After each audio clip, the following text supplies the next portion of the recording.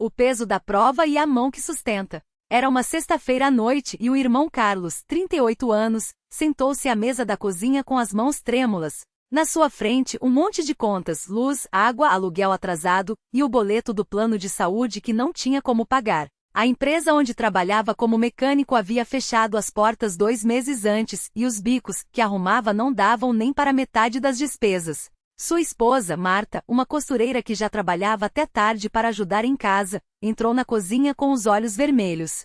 Carlos, não dá mais. Hoje a dona da casa veio cobrar o aluguel de novo. Ela disse que se não pagarmos até segunda vamos ter que sair. A voz dela quebrou. E o remédio da mãe? Não podemos deixar ela sem. Carlos baixou a cabeça. Sua mãe, Dona Maria, 72 anos, morava com eles e dependia de medicamentos para o coração. Ele apertou os punhos, sentindo um nó na garganta. Senhor, até quando? Pensou, mas não disse nada. Só assentiu, como se engolindo as palavras. Foi então que Marta puxou uma cadeira e sentou ao seu lado. Com voz firme mas trêmula, ela falou: Carlos, a gente já passou por coisa pior. Lembra quando você estava desempregado há 5 anos e apareceu aquele serviço no bairro? Lembra como o irmão João nos ajudou com as cestas básicas? Deus nunca nos abandonou. Ele vai abrir um caminho. Carlos suspirou. Ele sabia que ela tinha razão. Mas dessa vez a situação parecia diferente. Não era só o dinheiro. Era a vergonha. Ele, que sempre tinha sido o provedor, agora se sentia inútil. E pior, nos últimos domingos tinha faltado aos cultos. Não por falta de fé, mas por vergonha. Como iria enfrentar os irmãos sabendo que não tinha nem para oferecer o dízimo? E se a gente não der conta, Marta? E se a gente perder a casa? Para onde a gente vai? Ela segurou a mão dele forte. A gente vai para onde Deus mandar, mas não vai ser para trás. Você não é homem de desistir, Carlos. E Deus não é Deus de abandonar. A decisão que mudou tudo. Na manhã de sábado, Carlos acordou com um peso no peito. Não era só a preocupação, era algo mais profundo. Uma voz interior, não uma voz audível, mas uma certeza lhe dizia: vá ao culto. Hoje, ele resistiu. Como eu vou chegar lá sem nada para oferecer? Sem nem ter dado o dízimo esse mês? Mas Marta, como se lesse seus pensamentos, já tinha separado as roupas dele. Vamos. Não é pelo que a gente tem, é pelo que a gente é. E a gente é do Senhor. Chegando à congregação, Carlos evitou olhares. Sentou-se nos fundos como se quisesse se esconder. Mas quando o cooperador regional subiu para dar a mensagem, foi como se Deus estivesse falando direto com ele. Meus irmãos, às vezes a gente acha que Deus só abençoa quem tem tudo certo. Mas a Bíblia diz que Ele escolhe os fracos para confundir os fortes. 1 Coríntios 1:27. Não é na hora que você está cheio que Deus mostra seu poder. É quando você está vazio. Carlos sentiu os olhos ardendo. Aquilo era para ele. Depois do culto, o irmão Paulo, um cooperador que sempre o incentivava, se aproximou. Carlos, tudo bem? Você tem sumido. Ele não aguentou. As palavras saíram como um desabafo. Irmão Paulo, não tá fácil. Tô sem trabalho, as contas tão atrasadas e até vergonha de vir aqui eu tava sentindo. Como eu vou oferecer se não tenho nem para comer? O irmão Paulo sorriu. Não foi um sorriso de pena, mas de entendimento. Carlos, você acha que Deus precisa do seu dinheiro? Ele quer você. Sua oferta não é o que você coloca no envelope, é o coração que você traz para cá. E hoje você trouxe. Isso já é mais valioso do que qualquer dízimo. Carlos abaixou a cabeça. Lágrimas caíram.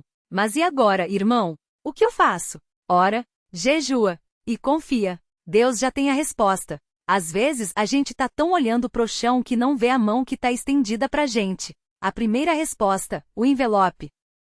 Na segunda-feira de manhã, Carlos saiu cedo para procurar trabalho. Andou quilômetros, bateu em várias portas, mas nada. Já era quase meio-dia quando passou em frente a uma oficina mecânica que nunca tinha notado antes. Um letreiro simples: precisa-se de mecânico. Falar com o senhor Antônio.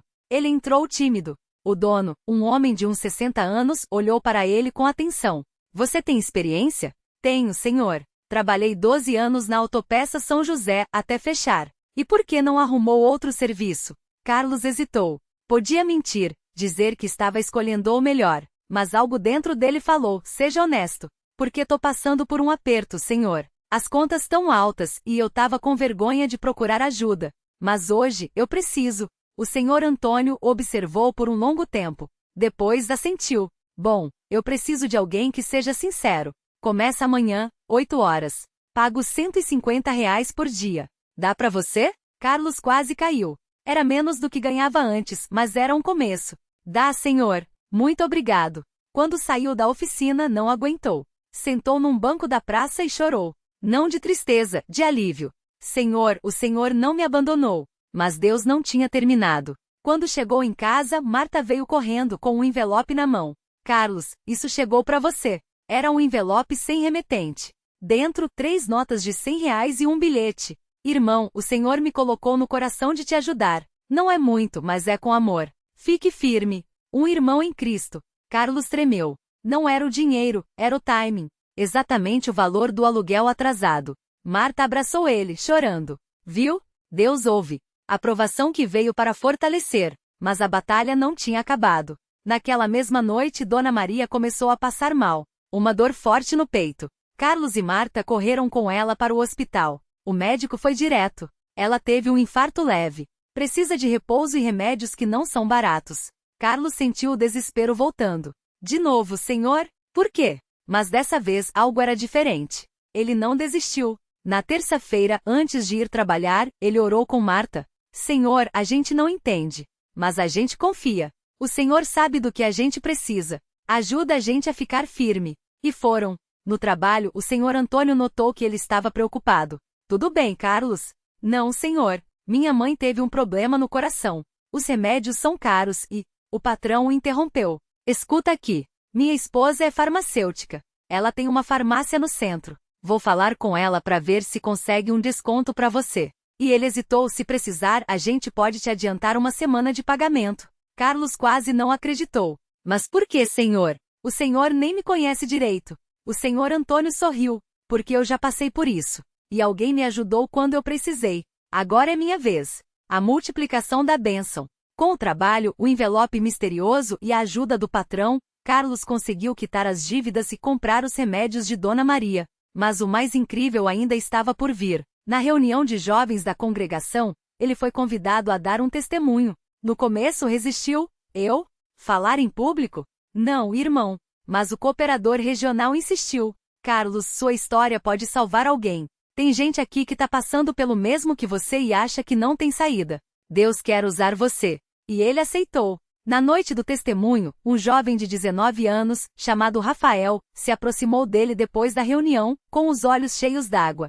Irmão Carlos, eu estava pensando em desistir. Perdi meu emprego, minha namorada me deixou, e eu achei que Deus tinha me abandonado. Mas hoje, ouvindo você, eu vi que não tô sozinho. Carlos entendeu. Aquilo não era sobre ele, era sobre Deus usando sua história. Rafael, eu já estive onde você tá, mas Deus não desiste da gente. Vamos orar? Os dois joelharam ali mesmo. Rafael chorou. E naquela noite ele tomou uma decisão, iria se batizar. O tumor, o jejum e a cura. Mas a maior prova ainda viria.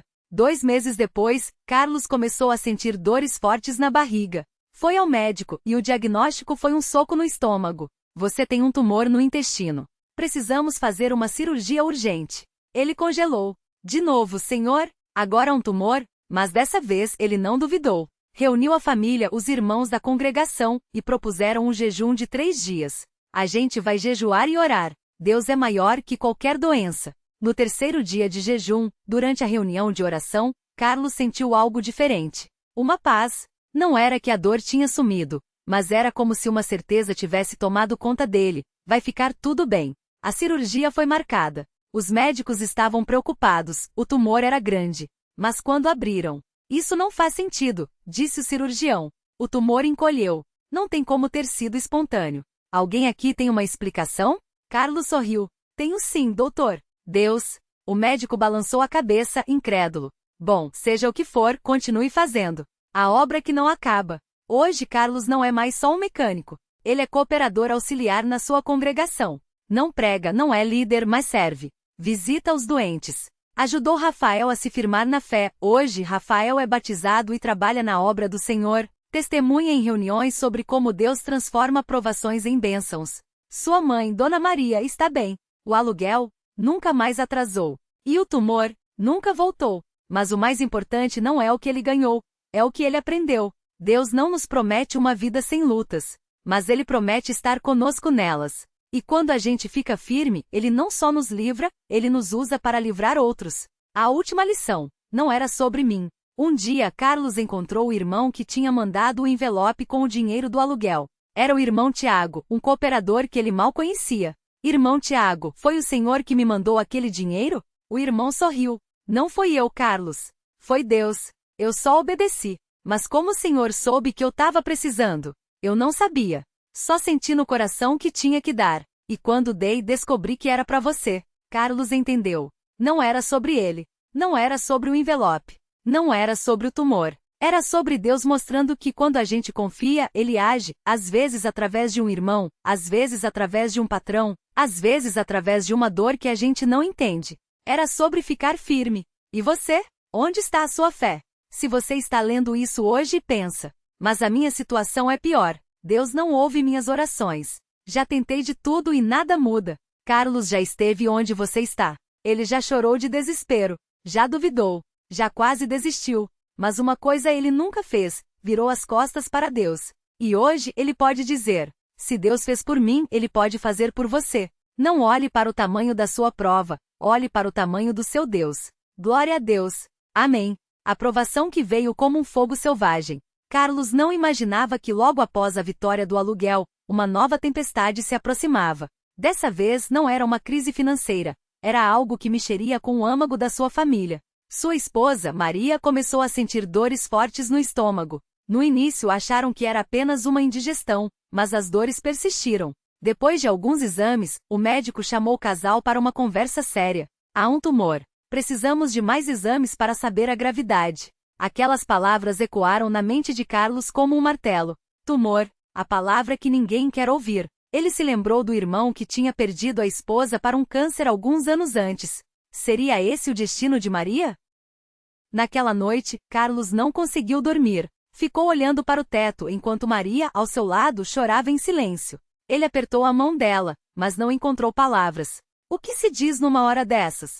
Deus, por quê? Foi tudo que conseguiu murmurar. Mas no fundo, ele sabia que essa pergunta não levaria a lugar nenhum. O que importava agora era ficar firme. A igreja como refúgio. No domingo seguinte, Carlos e Maria foram ao culto. Não era fácil. Cada olhada para os irmãos, cada canto de louvor, parecia uma faca. Mas eles não faltaram. O irmão que presidia o culto naquele dia era o cooperador João, um homem de poucas palavras, mas de uma fé que impressionava. Ele não sabia da situação de Carlos, mas, ao final da reunião, se aproximou do casal. Irmão Carlos, tudo bem? Carlos hesitou. Não queria parecer fraco, mas algo dentro dele o fez abrir o coração. Irmão João, é a Maria. Ela está doente. Os médicos falam em tumor. O cooperador não fez drama. Não deu falsas promessas. Só colocou a mão no ombro de Carlos e disse: a gente vai orar. E vai jejuar. Deus é fiel. Naquela semana, a igreja inteira se uniu em oração. Não foi um clamor barulhento, não foi um espetáculo. Foi silencioso, persistente, cheio de fé. Carlos se lembrava das palavras do irmão Tiago: Deus age através da obediência. E ele sabia que naquele momento a obediência era continuar crendo, mesmo quando tudo parecia desabar. O jejum que mudou tudo. Carlos e Maria decidiram fazer um jejum de 3 dias. Não era fácil o trabalho, as contas, a preocupação com os filhos. Mas eles fizeram. No segundo dia de jejum, enquanto oravam juntos em casa, Maria sentiu algo diferente. Não era uma cura instantânea, não foi um milagre espetacular. Mas ela olhou para Carlos e disse: eu sinto paz. Paz. Em meio à tempestade. Nos dias seguintes, os exames começaram a mostrar melhoras. O tumor não tinha desaparecido, mas estava diminuindo. Os médicos ficaram surpresos. Isso não é comum. Alguma coisa está acontecendo. Carlos sorriu interiormente. Ele sabia o que estava acontecendo. Deus estava agindo. Não do jeito que ele esperava. Não no tempo que ele queria. Mas do jeito certo, no tempo certo. A lição do silêncio de Deus. Há momentos em que Deus não fala. Há momentos em que a resposta não vem. Há momentos em que a dor persiste. Mas Carlos aprendeu algo naquele tempo. A fé não é a ausência de dúvidas, é a decisão de confiar mesmo quando não se vê a saída. Ele se lembrava de um versículo que o irmão João tinha lido num culto. Ainda que eu ande pelo vale da sombra da morte, não temerei mal algum, porque tu estás comigo. Salmos 23:4. Não era uma promessa de que o vale desapareceria. Era uma promessa de que Deus estaria no vale com ele. E isso bastava. O jovem que quase se perdia. Enquanto Carlos e Maria lutavam essa batalha, o jovem da igreja estava prestes a desistir de tudo. Rafael, 19 anos, tinha sido batizado havia pouco tempo, mas a vida de cristão não estava sendo fácil. Os amigos do mundo chamavam para as antigas diversões, a família não entendia sua decisão, e ele começava a achar que não valia a pena. Uma noite, depois de um culto, Carlos o viu sentado sozinho nos fundos do salão. Algo no olhar do jovem o comoveu. Rafael, tudo bem? Não, irmão Carlos.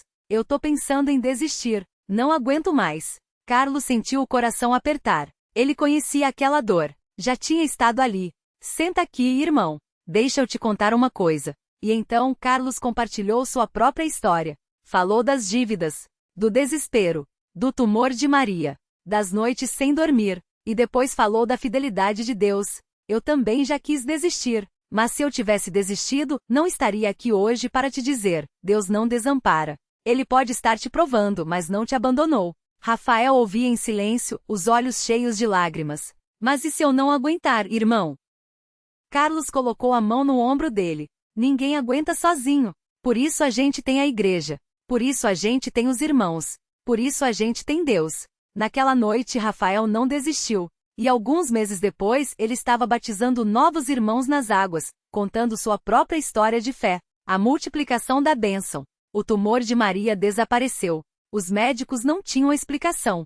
Os exames mostravam nenhum sinal da doença. Carlos e Maria choraram de gratidão. Mas eles sabiam que aquela bênção não era só para eles. Começaram a visitar outros doentes. Ajudaram famílias em dificuldade.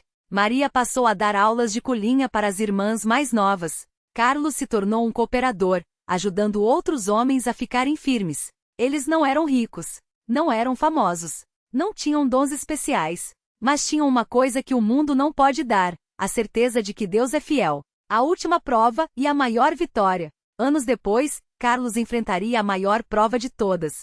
Seu pai, que nunca tinha aceitado sua fé, ficou gravemente doente. Nos últimos dias de vida, o velho homem, que sempre tinha zombado das crenças do filho, chamou Carlos ao seu lado. Filho, eu sei que você ora. Você acha que ainda tem esperança para mim?